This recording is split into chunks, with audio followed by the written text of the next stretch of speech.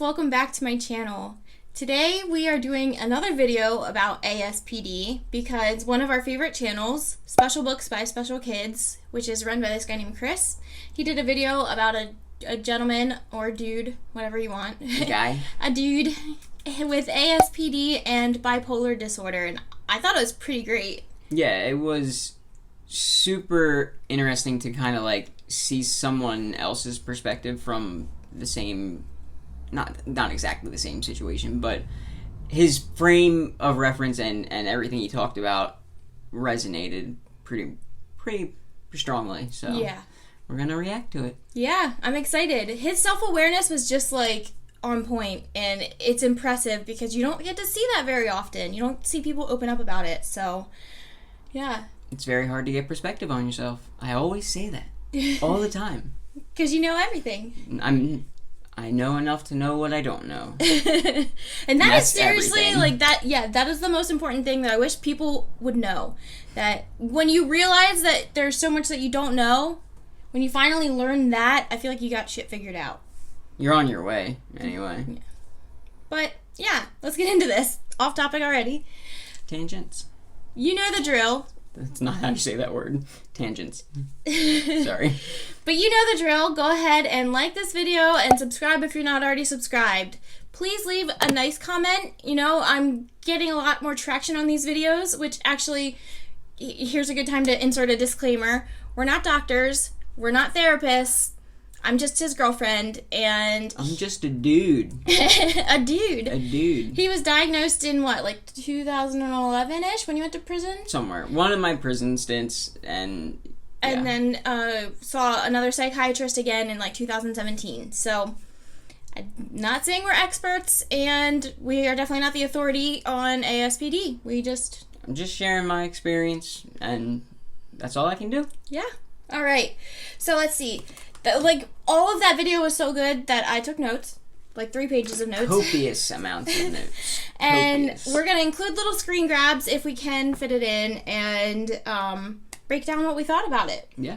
Because if I encounter a certain kind of person, and if I'm talking to you and I sense a level of weakness, I get kind of the urge to prey upon that in a way. So in order for me to kind of mitigate that, I definitely limit my social interactions. One of the first things that he touched upon that kind of struck a chord was, well, it's actually different from how I see things. He's more like, kind of like a shark and can smell blood in the water, and if he senses weakness in a person when he's interacting with them, he feels the urge to commit antisocial behaviors, manipulate in more specifically.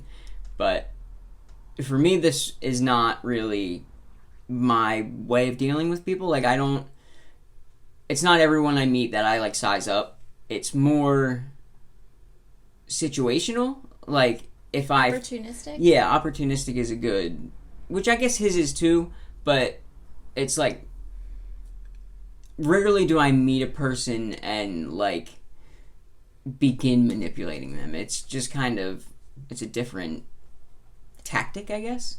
That makes sense. I also thought that the way that he said, the sensing weakness, I didn't really question. Like, because I know that you can. It's not so much that you sense a level of weakness. I think that you... I assume everyone is manipulatable and is weak, yeah, more or less. You know what I mean? Like, because it's part of the ASPD is you're kind of self-centered and egotistical and think you're better than everyone. And it I don't know, when you first meet someone, that's your frame of reference. You think you're better than them. Yeah, it was the urge to prey upon people. Like, the urge. I don't know, but do you have, like, a physical urge? Not that I can recall. Like, would not classify it as an urge. Like, we've said before that you don't manipulate to manipulate and be evil. For its own sake, right? Yeah, so that's why I've always wondered, when I heard that, I was like, I just don't feel like an urge is the way he would describe it, so. But I can understand someone with ASPD being more like severe, that. yeah. Yeah, definitely, because it's the spectrum. Yeah, exactly. And then he said how he mitigates his antisocial tendencies by not socializing. And although that's not something that I feel like you it's not an intentional choice, like I'm going to avoid people so that I hurt them less. It is just a byproduct of being less social. Right, yeah, interpersonal relationships are a lot of work, for one, and for two, like, I have everything I need, like, here, and that helps, and I've never been that interested in other people, like, in friendships, like, I've always had one or two very close friends, and, like, ancillary friendships, acquaintances, never been my thing. Yeah. Small talk or making, like, those little friendships, they just don't serve much of a purpose, and they can be more of a hassle, I think. For sure. I have to be fully transparent. Mm-hmm. When you reached out to me and I read your diagnoses, Mm-hmm. I thought to myself, can I trust him? Mm-hmm. Can I give him the platform of our audience who I care deeply about? Mm-hmm. Are you going to try to manipulate me? Are you going to try to manipulate our audience? Are those valid concerns? Now, this part was something that resonated with me because Chris from SBSK, he is a very, empathetic person. He cares about inclusivity. He doesn't want anyone to feel ostracized or lesser than because of their mental health, developmental disorders, learning disabilities, physical disabilities, anything like that. He must be one of the greatest people to, like, Yes. be alive. He has to be a great person. I would literally give anything to have him interview me, but not so much to interview, just talk go to to him. lunch. Yeah. Go to lunch, I would love that. And seeing him in this way was, I don't want to say off-putting, but shocking. It was different from any other situation you've seen him in. He's never been on the defensive. Yeah, he's always so compassionate, and he's always meeting with the most genuine people. So I think it was that he was, one, trying to show the severity of this, like that he took it seriously. He knew what he was doing, and this was a very informed, educated decision to interview this gentleman. And I don't know why I keep saying gentleman, because I don't use that in daily life, but I also think that he was trying to do it in a manner of like how other people are going to think and see this interview. Because although he might be super empathetic and compassionate and not be as guarded, everyone else might be like, oh, you were too nice, or he's interviewing on behalf of a lot of people, not just his perspective. Does that make sense? Yeah. And I just think that, I don't know, I think that it would have been one thing had he left it like that, but then when he added, are those valid concerns? That was like the Chris that I knew shining through. Because yes, those are valid concerns. You should also be like that with everybody, though. Maybe we're a little bit more cynical. I'm super cynical. Like, I think everyone is capable of anything. Yeah, I would agree, because good people do bad things. In my addiction, I did lots of terrible things, and I would consider myself a much more moralistic or empathetic person than Greg, but I still did very bad things, and I think that you should always go into new situations, carefully, especially when you have that influence. You have to look out for yourself and the people that you're, like, responsible for. Like the audience, yeah. Absolutely. I've had feelings that I was strange as long as I can remember. What was it like to feel strange at a young age? It was a bit interesting, I would say, because you're kind of able to exist on the fringe. Did you feel strange? I've always felt like a part of everyone else, like separate. Not necessarily strange, but certainly not in the group. You know what I mean? Like, yeah. I was always on the fringes, like and he said, yeah, and I liked it there. I liked not having to have those interpersonal relationships, but still, like, should I want to do something, like, I was sociable enough and liked enough that I could do whatever. You know what I mean? That makes sense. And I think that I found, for me personally, mine was less antisocial behaviors and more asocial. I found security in hanging around the outside, like being a wallflower and watching, because I felt like I was less likely to fall into traps or other things like that, because every time I put myself out there, I ended up falling into something. Comfort zone is a nice, cozy spot. Yeah, and I like my comfort zone away from people. Yeah. Can a person ever fully trust a sociopath, though? I would say that you have to, if this is someone that you actually care about, You have to spend time with them and see actually where their head is at, I would say. And I would say if this is, in most cases, you wouldn't even know. To be honest, you wouldn't know until they did something to you. I would not think that most people in our life would know that you are a sociopath. Right. I don't think that it's something... I know that a lot of people were kind of confused when I started sharing these videos because they know you on a superficial, interaction like family and stuff, and they're like, that's not the Greg that I see. It's very, very funny to call a family relationship superficial, but like I'm apart from a lot of the people. You engage, but you are definitely not as involved or forthcoming. I've started sharing more and like being more open with like my talking about emotions has never been my strong suit. Talking about being vulnerable in any way. I think that people also are afraid that this is something that might be ongoing or might be something that would personally affect them. So it's not something that people with ASPD probably put out there that often because it's like, hey, look at me like I'm dangerous. Hey, look at me like I'm, you know what I mean? Yeah, why draw attention to it? And the trust thing, I trust you. I might be naive to say that, but I do. I have also learned that to get where we are, it took a lot of work. Yeah, we built the trust. It wasn't... It was burned. We burned that. Both of us burned the trust in our relationship. And then we threw a little piss on it, and then we stomped on it, and then we lit it on fire. But then we spent the last 5 years really working on rebuilding that trust and, like, doing it from, like, hey, this is my basic need that needs to be met. This is my non-negotiable. And, like, putting all of that on the table, putting like, hey, this is like my deal breaker. Like, you do this is not going to happen. Right.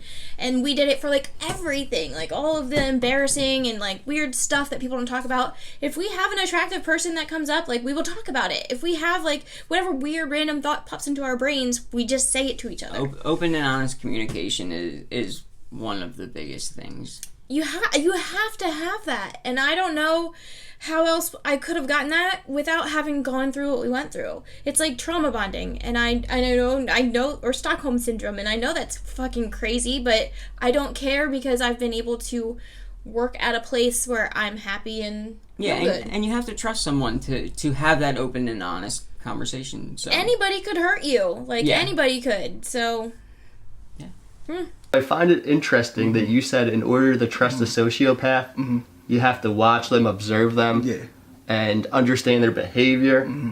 So it's almost like you want people to act like you. I personally think that Chris was a little naive to not want to observe people or like watch them and get to know them from the outside a little bit. I feel like that would be safer for all interactions, but maybe people just go in blindly trusting people. I don't really... People like to assume that people are generally good and won't hurt them without provocation. So it's like the social contract is such that when you meet someone, you don't expect a bad thing to happen. But what I think Chris was assuming that he could, when he said he could only see the world from his from like that's I think where it kind of fell down, because I don't think he can only see it that way. I think that's just, of course, we project our experiences onto other people and assume that they think like we do. Everybody does. Right. And when you realize that not everyone thinks like you do, that's one of those other like little moments where you're like, oh, that's good. That's great. And I think that's interesting because people don't realize that. Like, yes, we all, like... It took me a long time to realize it. I can't speak for every person, but you know what I mean? We all have different wants and needs, and like I said in another video, I see the world in a million shades of gray for everyone else. I could never know their true backstory. I could never know what made them who they are or why they want what they want, and like, why would they want what I want? Because they haven't been through what I've been through. And a lot of people just don't see that. They just automatically assume that we're gonna be the same, have the same beliefs, have the same morals, have the similar life even. And it's not like that at all. Especially with like the internet, and when you only know someone from behind a keyboard, it's like that's just another you. You know what I mean? It's very strange. Yeah, and sometimes when I put things out there, I'm afraid that people will take it personally, that I'm different than them. It's an interesting dynamic. When would you say is the last time you've manipulated somebody? It's been about a year. A year? Yeah, it's been about a year. How have you gone a year without that? Yeah, he just like expects him to be turned up all the time. Like he only exists as an antisocial person. All behaviors are manipulative and serve a greater purpose than manipulation. Like, every behavior falls under that category. When like no, there's many things I do throughout the day that are not manipulative. Yeah, or characterized by antisocial personality disorder. It's just like no, we do normal things too. I shared this video on a subreddit for ASPD, and that's kind of the reaction I got. I said that they commented on, like, why would you have not manipulated in over a year? And I think what he was referring to there is, like, a larger scale manipulation. There's, like, large Capital scale. M. Yeah, large scale and small scale. And, like, large scale require multiple cognitive processes and a lot of mental and physical energy, like planning and memory. You gotta remember all your lies and keep your mask on, and that's a lot of work. The smaller ones could be like as simple as like, like he later in the video he said manipulating someone for $10 to go get lunch.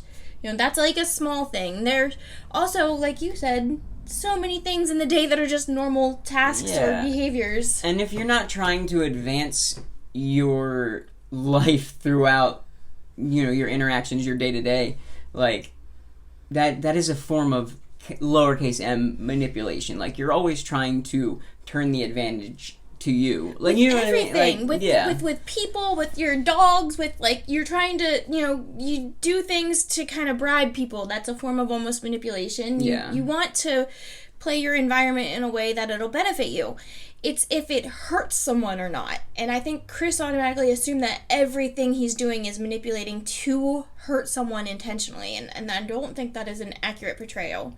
But it's a common belief. Yeah, and it's also like, how have you gone a year without doing that? I guess I was more, that sounded more accusatory when I like heard it the first time, but it's like maybe he was more like congratulatory, like how have you done that? What was your tactic? Like what was your plan? How did you get better? How would you answer that question? Like what? How long has it been since you've manipulated someone?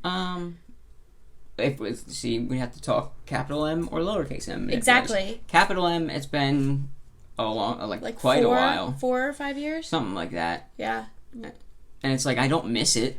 You know what I mean? Like, I really don't.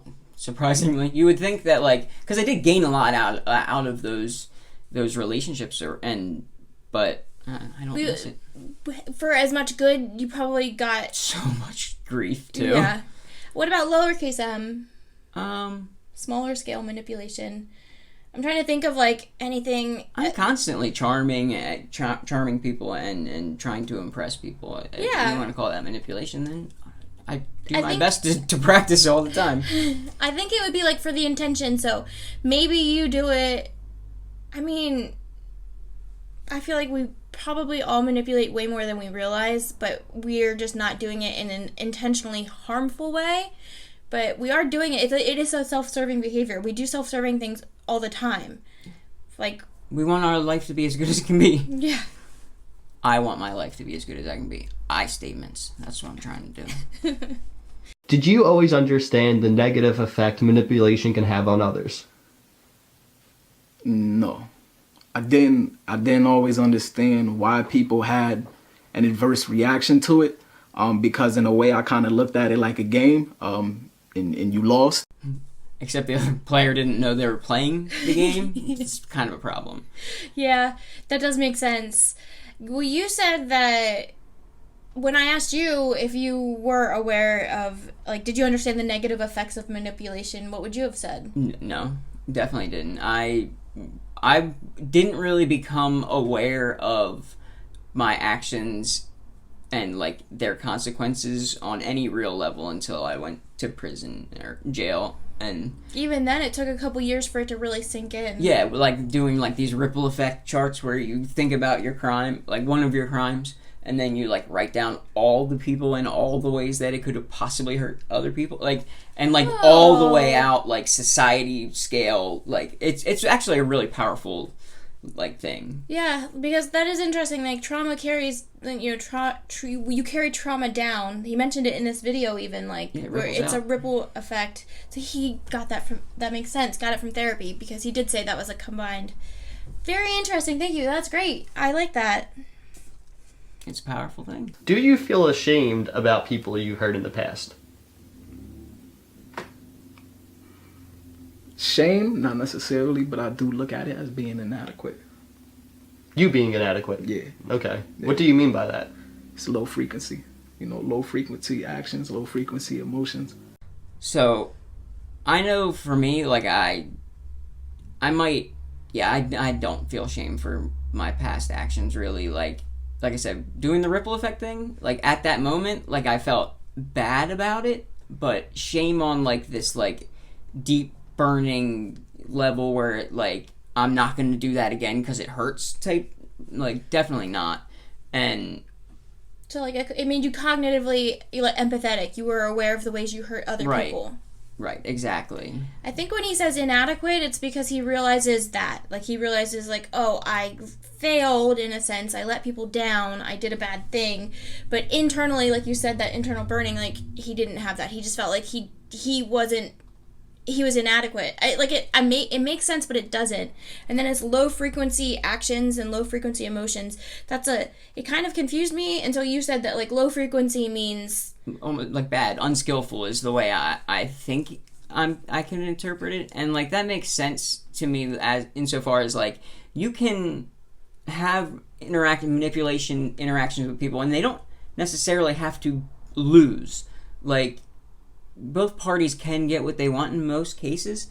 Like so, but if you're just bad at manipulating, if you're unskillful, and you just steamroll over them and get what you want and screw them, like, you could feel like you're inadequately skilled at manipulating? I don't know. I don't think that's how he meant it. I think he meant it like he was inadequate, like he failed at just being a person. That makes a lot of sense. Yeah.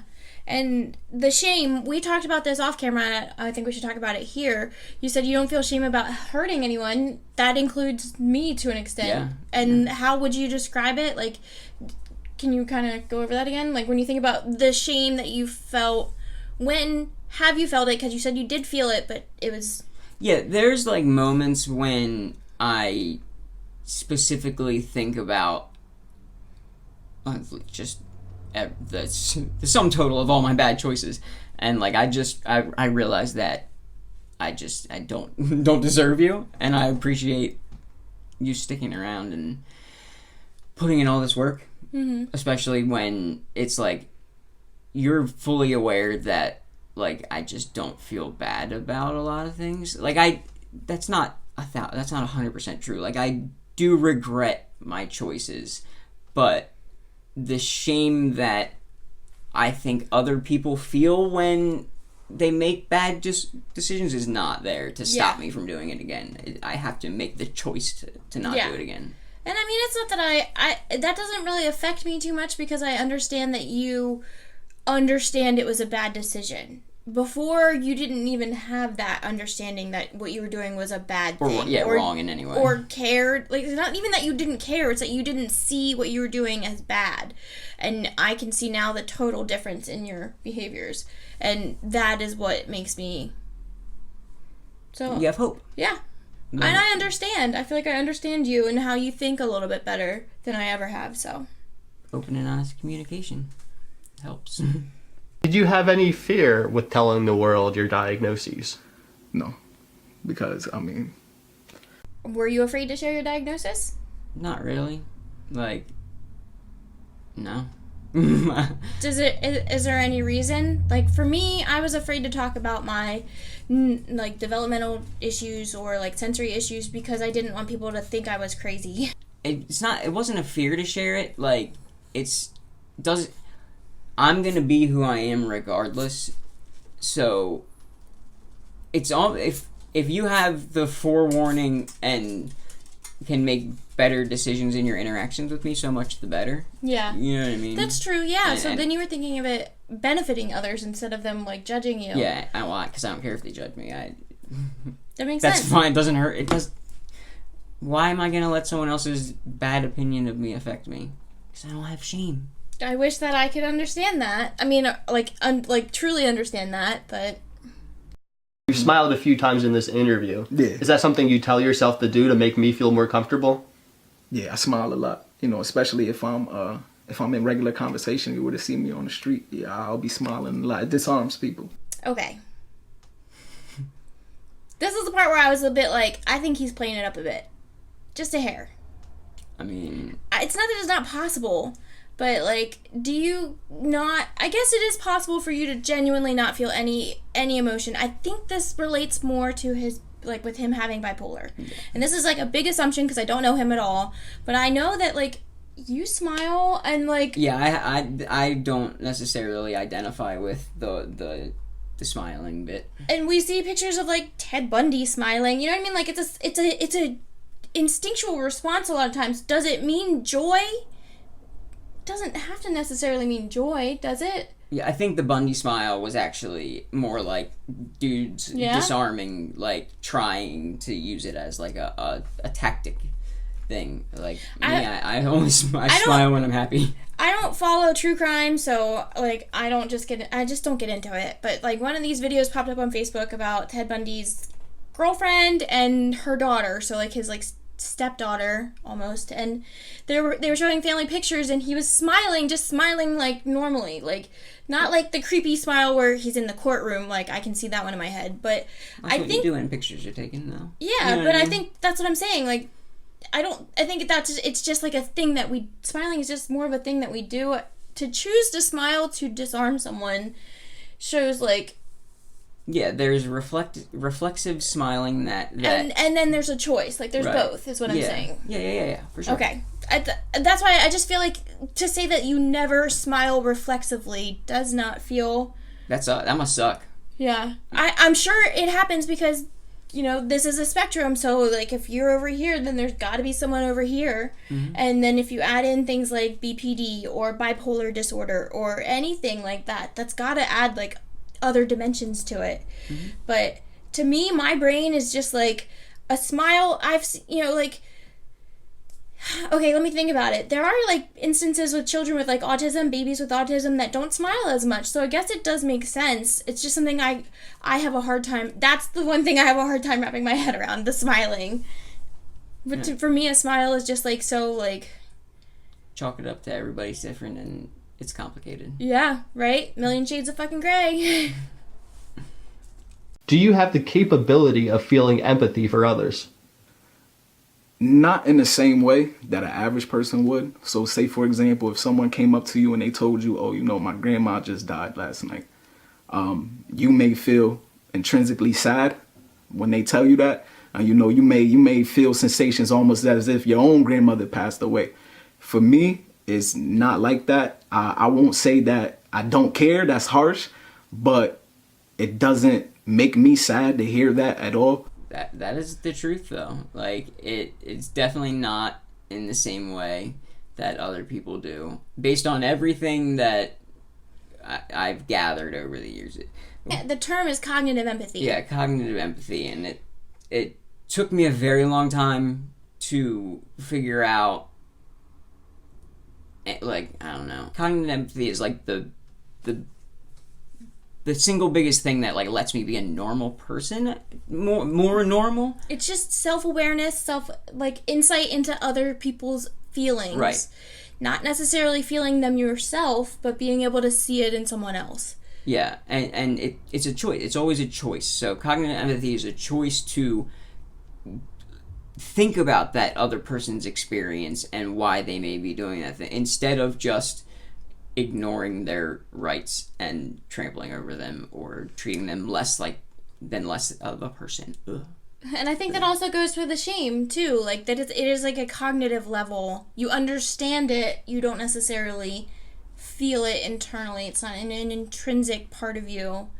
Right, and that disconnect between like the intrinsic shame and cognitive shame, like that's what makes us have to go that extra. We have to put in that little bit more work to like get to being a responsible human being. Yeah, that disconnect is it's a big part of the problem. Yeah, it's huge. Huge. When was the last time you felt happy? I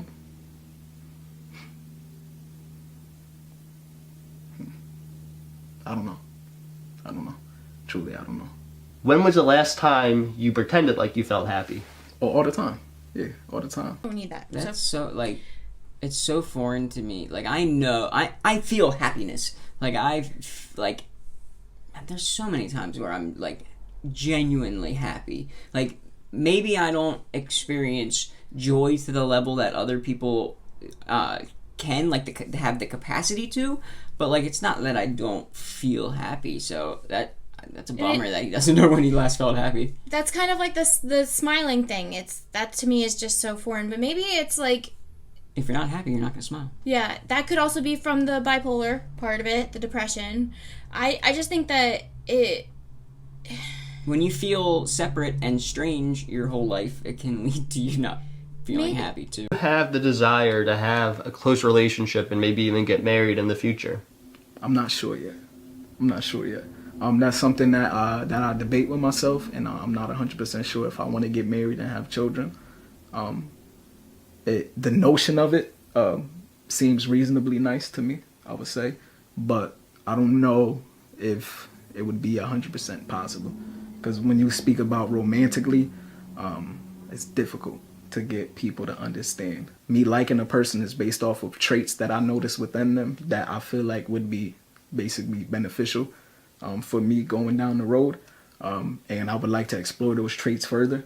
So it's hard to kind of explain to someone that, is in an emotional sense, in a romantic sense, I'm not super connected. For me, it's a sense of duty and commitment. So I'm going to do things for you because you are who you are to me. I can totally understand why you wouldn't want to have kids or get married, especially if you don't feel like you truly connect with someone, or you don't feel like you've ever had someone understand you on this level. Like, imagine if you hadn't had this. Like, you would probably still be out doing just doing whatever, like, hedonistic pleasure seeking and whatnot. Yeah. Like, I don't know. And I also, now that I have a kid, I'm like, man, this is not, the world might be in real rough shape pretty soon, so it's like kind of a dick move to bring a kid into the world. Like, that's what my cynical side of me says. It's like, I feel like having Emerson has changed you so much for the better, though, that you could have never gotten without having a kid. Probably not. So I wouldn't recommend you go out and have a child just to see if it makes you a better person. Because definitely don't do that. Probably won't. Don't do that. Yeah.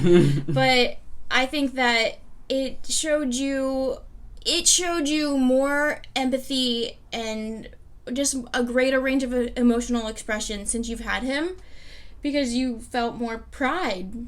I think that's really where it comes from, is feeling a sense of pride over him, pride over being responsible or partially responsible for that. And being a teacher, because, like, I love that I know so many things, and I love to share so many things with him. And he's just enthralled by whatever you say. He's a sponge. He sucks it all up. And he, you're the cool dad. You ride mountain bikes with him. You go rock climbing. You play video games. You do that. You guys have your little games on your phones. Like, you do so much together because you are, like, a kid at heart, too. I'm actually really good with kids, surprisingly. Like, always been really good with kids, and I knew that from when we dated earlier. Like, I had a little girl that I spent a lot of time with, and he was just, like a dad to her immediately. I think it's because I'm so immature, or was so immature. But you would think, like, you are good at taking care of them, too. Like, it's more than just, like, good at playing with them. I'm good at putting myself in their shoes and, like, thinking on their level, and, like, because kids are selfish, too. Yeah. That makes sense. I'm just a big kid. I liked how he said that it's not about the emotional attachment to him. It's, like, a sense of duty and commitment. And it's just, if you want your relationship to be built long term, you should probably consider those traits. Right? And looking for someone that has traits that will be beneficial to him long term, you should build a relationship off of that. You should be looking for a partner that is good with kids. Like, even in our worst times, like, Greg still had redeemable characteristics. Like, took us a hell of a long time to get here, but, you know, you had to have seen something in me, and the same for me with you, in order to want to settle down. Yeah, it's like, put in work. You should consider that stuff before you have a child together, before you, like, literally get married, because why would you get married without wanting, if you don't see anything that would be good for you for your future? Humans are irrational beings. Yes. Super irrational. Okay. Especially when love is involved. Love, aka penises and vaginas. Oxytocin, is that the one? Yeah, dopamine, oxytocin. All them juicy brain chems. Juicy. I want to make sure I'm interpreting this correctly. It's almost transactional. You see that they have personality traits that will benefit you, but then you also want to do things for them to keep those personality traits around, because you know in the long run that's more beneficial than not having that person around. Exactly. It's almost like a math equation. Yeah, I would say I would agree with that. It kind of is like a math equation. So transactional is how I would kind of sum up my entire, like, my whole mental framework. The way I approach the world is transactional. Like, I feel like you've said that before. I have. We've definitely discussed this before, but transactional is the way I would describe a lot of things. It made so much sense when he said it's like a math equation, because that was like that extra step. Like, you've said it's transactional, but like never quite said it's like a math equation. It's like a balance, like you're trying to weigh the scales. And you have something for me and I have something for you, so it's like a trade. And it's like, oh, that makes so much sense. I like that explanation. That really made sense. And if you have nothing to offer, deuces. Yeah. And sometimes, you know, when you were more immature and not as enlightened, not as insightful into other people's feelings, you did not care about, it was like what they could give for you, but like you didn't give them anything in return. Yeah. And now you are... Or the bare minimum. Yeah, now you are definitely more like, you like the balance. The balance feels good. Yeah, I am proud of that. You had a big hand in it. Thanks. But that's where we're going to cut it today. I am literally so in love with this video that I'm going to finish this in another time. I highly recommend you guys go watch it. There's still so much left that we have to cover. Yeah. It's like half of the video. But still, like, worth it. It's like, representation in media is important. And, like, as small as a representation as this is, it was really cool to, like, see someone who reflected me in a lot of ways. As small, that's like they got over 1 million subscribers. Like, that is amazing. True. Seeing this and for his audience, I know how amazing his audience is.